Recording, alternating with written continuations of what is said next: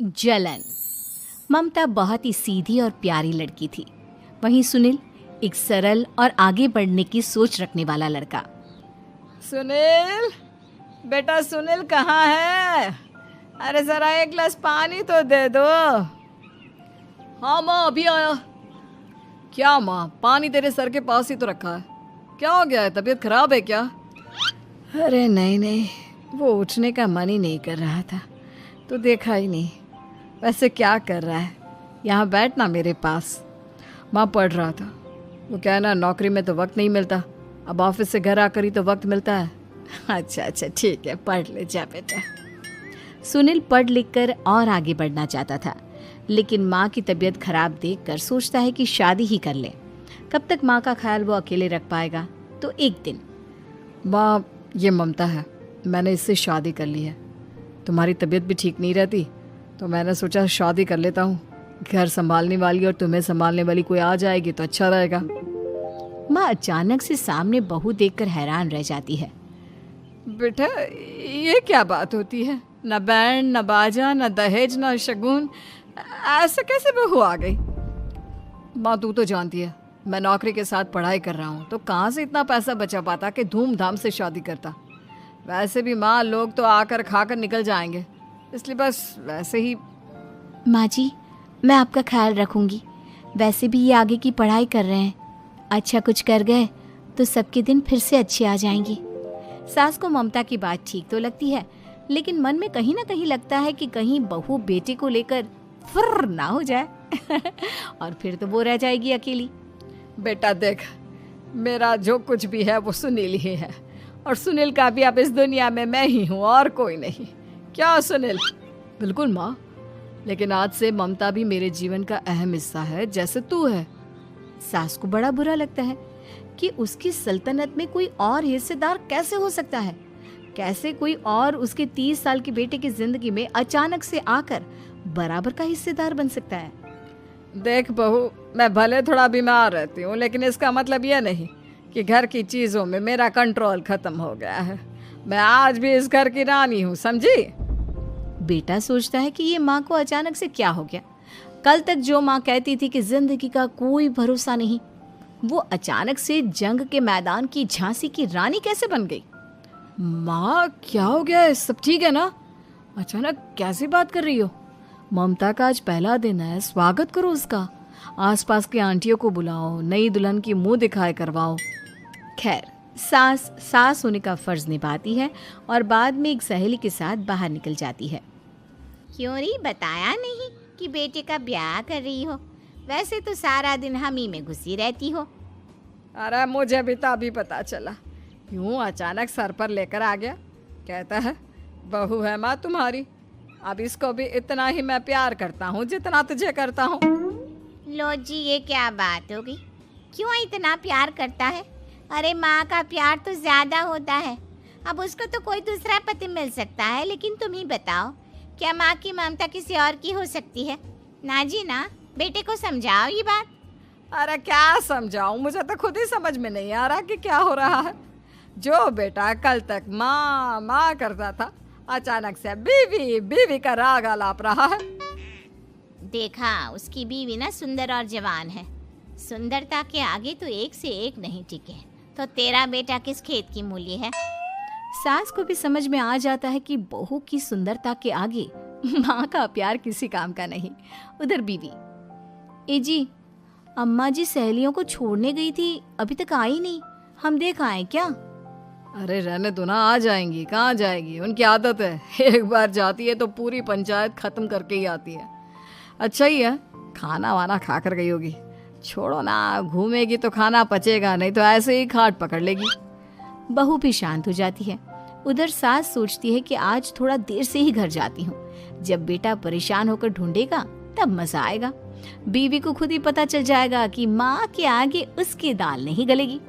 लेकिन वहीं दूसरी ओर घर पर, ए जी, माँ जी अभी भी नहीं आई, हमको तो घबराहट हो रही है कि क्या करें, जाकर पता करें किसी के घर। अच्छा, कहाँ जाओगी ये भी बता दो। पहला दिन है तुम्हारा इस घर में और एक ही दिन में मोहल्ला छानोगी क्या? हाँ, तो आप भी तो नहीं जा रहे हैं ना, हमको फिक्र हो रही है। अरे यार, ये रोज का है अम्मा का, खाओ और सो जाओ। बस फिर क्या था, बेटा बहू खाना खाते हैं और कमरे में सोने चले जाते हैं। उधर जब सास को कोई देखने नहीं आता तो वो हार कर घर आ जाती है, जहाँ वो देखती है कि सारे घर की लाइट्स बंद है। सास को गुस्सा आता है। बहू, ममता बहू कहाँ हो? लेकिन सारे दिन की थकी बहू को ऐसी नींद आती है जैसे किसी ने भांग की गोली खिला दी हो। वो तो नहीं उठती। उठकर आ जाता है बेटा। अरे क्या बात है अम्मा, काहे चिल्ला रही हो? अरे सो जाओ ना, सुबह की थकी है बहू, वो सो रही है। जोर से बोलोगी तो नींद खुल जाएगी उसकी। माँ को गुस्सा आ जाता है। फिलहाल तो सो जाती है, लेकिन मन ही मन ढेर सारा जहर बहू के लिए भरा होता है। सुबह बहू चाय बना रही होती है कि सास धीरे से गैस तेज कर देती है, जिससे चाय का बर्तन जल जाता है। और जैसे ही बहू चाय का बर्तन उठाती है, उसका हाथ जल जाता है। मेरा हाथ जल गया।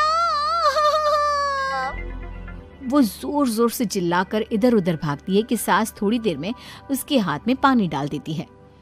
हाय रे बहू, क्या कर रही हो? पहली बार रसोई छुई हो क्या? सासू माँ, गलती से गैस तेज रह गई थी और बर्तन जल गया, जिससे मेरा हाथ जल गया। हाय रे, कितना गंदा दाग। छी छी छी छी, मुझे तो उल्टी आ रही है तेरा गला हुआ मांस देखकर। तू ना मुझे अभी साथ से खाना मत लगाना। बहू भी खुद का हाथ देखती है तो उसे भी रोना आ जाता है। कुछ दिनों के बाद सास की सहेली आती है, बहू चाय बनाकर लाती है। उसके जाने के बाद सहेली कहती है, बहू की सुंदरता ऐसी है कि कोई भी दीवाना हो जाए। वैसे तेरे बेटे का क्या हाल है? अरे वैसा ही है, बहू के पीछे लट्टू। क्या करूं, कुछ समझ में नहीं आ रहा। मैंने तो बहू के चेहरे पर दिवाली के पटाखे की चक्री फेंक दी, उसका पूरा चेहरा जल गया। अब देखो ना रही सुंदरता, और ना ही अब मेरा बेटा उसे पूछता है। अरे अब तो वो उसे छोड़कर दूसरी भी देखने को बोल गया है मुझे। बहू सारी बात सुन रही होती है। आंटी, एक बात बताइए, क्या भरोसा है कि दूसरी सही आए और आपके अनुसार रहे? देखिए आंटी, मेरी सासू माँ को गलत बात सिखाने की जरूरत नहीं है। हमारा परिवार साथ में खुशी से रह रहा है। देख बहू, मेरी सहेली की बेइज्जती ना कर, वही अच्छा रहेगा तेरे लिए, समझी? बहू नहीं मानती है। वो बार बार उनकी सहेली को घर से निकल जाने को कहती है। तभी सास की सहेली पास के चूल्हे से लकड़ी लाकर बहू के चेहरे पर लगा देती है। बहू जोर जोर से रोने लगती है। अरे ये क्या कर दिया? मैंने कहाँ किया, ये तो तूने किया। तू ही नहीं चाहती थी कि बहू बेटे के साथ रहे, भला मैं क्यों करूँगी? मैं तो चली, निपटो अब। बहू रो रही होती है, दर्द से चिल्ला रही होती है, लेकिन सास उसे डॉक्टर के पास नहीं ले जाती। तभी पति आता है। क्या हो गया ममता? ये दाग कैसे लगा? तुम कैसे जली? ममता कुछ नहीं कहती, बस दर्द से करा रही होती है। पति माँ की तरफ देखता है। हो ना हो माँ, ये पक्का आपका काम है। आप ही ममता से जला करती थी ना।